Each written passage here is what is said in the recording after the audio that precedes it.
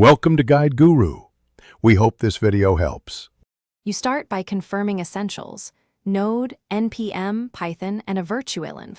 Once done, scaffold a React app with Create React app and a simple Flask or Fast API app. Make sure to define 2.5 API endpoints now, get and post, so your front-end expectations are clear.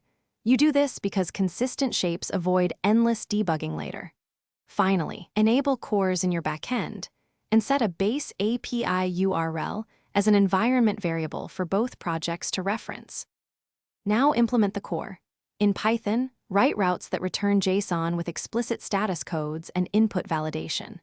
Once your endpoints return predictable shapes, create an API service in React that wraps fetch or Axios, export functions like getItems, and post-item data. You do this to decouple UI from transport. Make sure to run the backend on port 5000 and React on 3000, then either set a proxy and package JSON or rely on your backend cores settings to allow cross-origin calls. To finish, wire your components to the API service.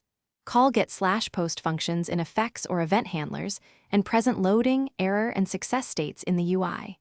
Then swap package JSON proxy for production build that points to an environment API URL. This prevents hard-coded endpoints.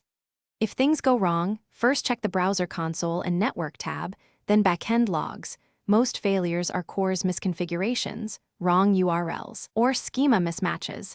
Fixing those resolves the majority of issues quickly.